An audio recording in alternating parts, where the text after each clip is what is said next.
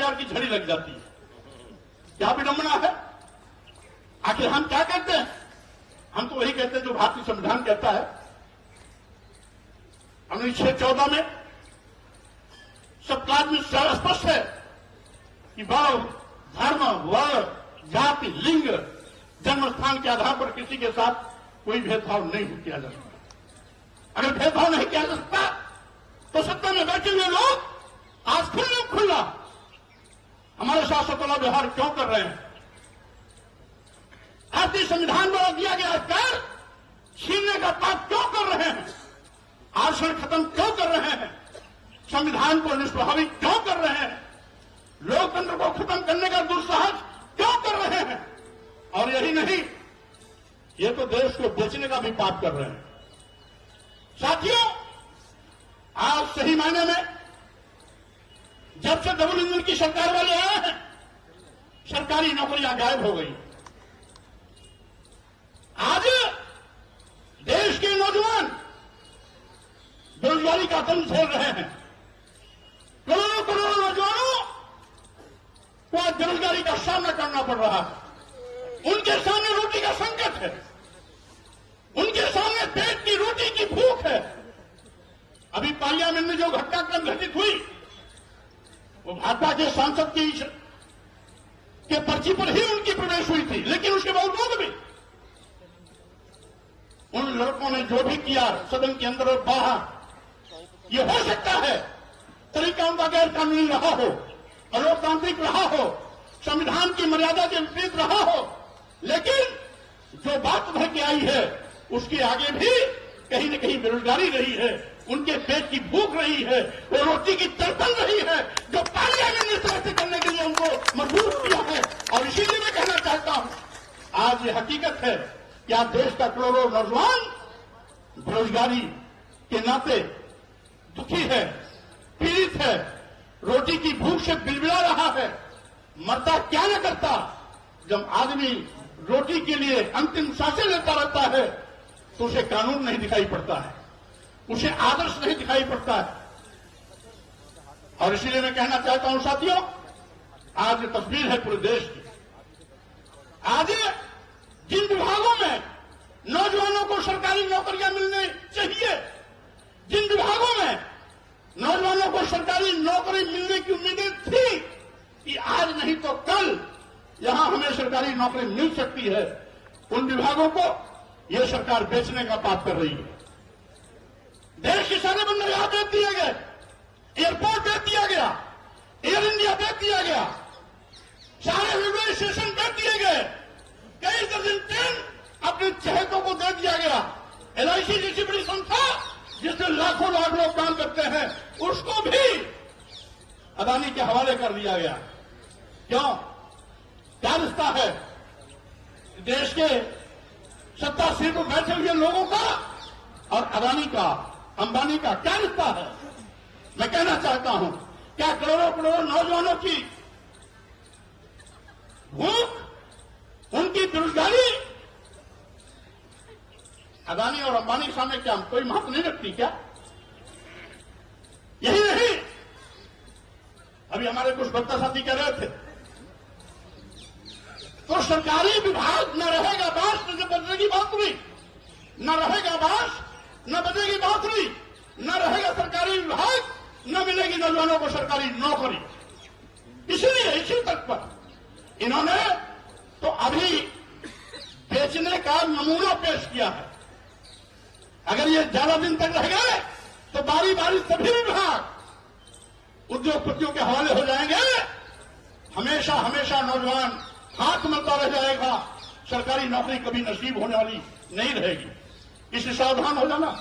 ये केवल अनुसूचित जात, अनुसूचित जनजात और पिछड़े वर्गों के ही सम्मान की बात नहीं, उनके हक हकूक अधिकार की बात नहीं, बल्कि सामान्य वर्ग के भी देश के उन नौजवानों के सामने बेरोजगारी की संकट खड़े होने जा रही है, उनके लिए भी आगाह करने की यह चेतावनी है।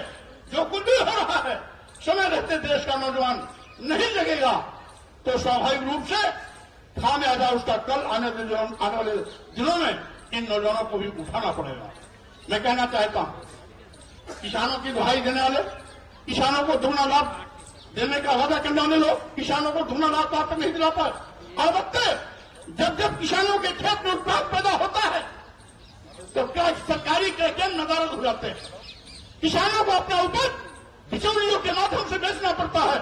औने पौने दामों में उनको अपनी घर गृहस्थी घर परिवार की रोजी रोटी बेटे बेटी की पढ़ाई डॉक्टरी के लिए उनको पैसे की आवश्यकता होती है तो मजबूरी में उनका अपना उत्पाद बेचना पड़ता है।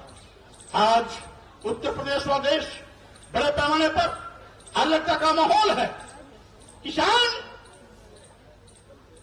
अपने हक के लिए लड़ता है। हजारों लोगों को जान देनी पड़ी तब जाकर के किसान विरोधी जो किसान बिल आ रहा था सरकार उसको वापस ली। संघर्ष में ताकत है। अगर किसान बिल वापस हो सकता है तो जो भी सरकार गलत काम कर रहे हैं अगर आप सड़क पर निकलेंगे तो इनको वापस कदम हटाना पड़ेगा, इनको गलत निर्णय वापस लेना पड़ेगा।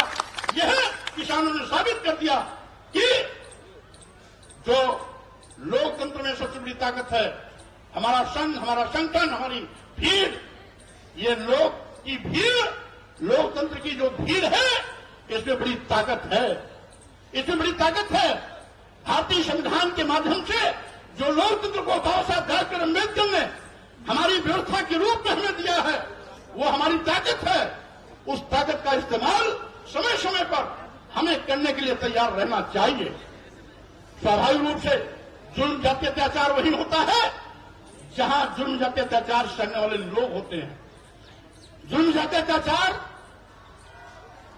का प्रतिकार जब किया जाता है तो जुल्म जाति अत्याचार करने वाले लोग कदम पीछे हटाते हैं। इसलिए अगर आप चुप रहेंगे, अगर जुल्म जाति अत्याचार सहते रहेंगे, जाति सहते रहेंगे, जो कुछ भी हो रहा है इसको चुप्पी मार करके देखते रहेंगे तो जुल्म जाति अत्याचार करने वाले का हौसला बढ़ता रहेगा और साथ ही साथ यह सिलसिला ज्यादा तेजी के साथ आपके साथ और बढ़ता रहेगा। इसीलिए साथियों मैं कहना चाहता हूं आज वक्त आ गया। बाबा साहब डॉक्टर अम्बेडकर ने जो हमें भारतीय संविधान दिया है उसी का नतीजा है कि आज हमारे घरों में भी पढ़े लिखे लोगों की एक लंबी कतार है। डॉक्टर इंजीनियर की भी एक लंबी कतार है। आईएएस आईपीएस की भी एक लंबी कतार है। जजेस और तमाम अधिकारियों की एक लंबी कतार है। वैज्ञानिकों की भी एक लंबी कतार है। हाई कोर्ट के एडवोकेट और सुप्रीम कोर्ट के एडवोकेट की एक लंबी कतार है। अगर बाबा साहब डॉक्टर अम्बेडकर का भारतीय संविधान नहीं होता तो हमको तो पढ़ने लिखने का अधिकार भी नहीं था। सैकड़ों सालों से हमें पढ़ने लिखने से रोका गया था। नारी शूद्रो नधियताम इस देश की स्त्रियों को, इस देश के शुद्ध समाज को जिसे आज अनुसूचित जाति जनजात और पिछड़ा वर्ग कहा जाता है इसको तो पढ़ने लिखने का अधिकार ही नहीं था। ये हमारे सामाजिक परिवर्तन के महापुरुषों ने ज्योतिबा फुले ने, छत्रपति शाहू जी महाराज, एरिया रामास्वामी नायकर, बाबा साहब डॉक्टर अम्बेडकर, नारायण संत गाडगे और उसी कड़ी को आगे बढ़ाते हुए मानवर कांशीराम जी और उत्तर भारत में महामना रामस्वरूप वर्मा जी, पेरियार ललई सिंह यादव जी, महाराज सिंह भारती जी, बिहार के लेनिन कहे जाने वाले शहीद जगदेव कुशवाहा जी ने एक लंबा संघर्ष करके हमें इन अधिकारों को दिलाया। और जब बाबा साहब डॉक्टर अम्बेडकर को संविधान बनाने का मौका मिला तो इन सारे अधिकारों को मौलिक अधिकार के रूप में तब्दील करते हुए हमें परमानेंट हमारे सम्मान स्वाभिमान का न केवल परचम लहराना बल्कि अधिकार दे करके हमें धन धरती शिक्षा सम्मान से जोड़ने का भी काम किया। और जिसका नतीजा है आज बहुजन समाज आज बड़े पैमाने पर अपने सम्मान और स्वाभिमान के लिए आगे बढ़ने में सक्षम हुआ है। और इसी बहुजन समाज में बड़े पैमाने पर doctor engineer professor advocate IAS IPS जजेस आज तमाम बड़ी संख्या में पैदा हुए हैं। तो ये कमाल बाबा साहब डॉक्टर अम्बेडकर के भारतीय संविधान का है। इसलिए हम अपने महापुरुषों की इस विरासत को, महापुरुषों की ख्याति को, महापुरुषों के संघर्ष को, महापुरुषों के इस त्याग को हम कभी भी इस पर पानी नहीं फैलने देंगे। उनके सपनों के साथ जो भी कुठाराघात करेगा हम उसका टैग करके मुकाबला हर मौके पर करने का काम करेंगे।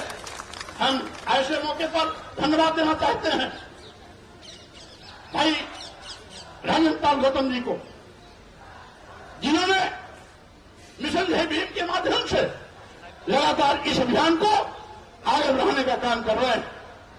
इसलिए साथियों आज से यही कहूंगा कि आज ये समय की मांग है, आज ये समय की मांग है कि हम सब लोगों को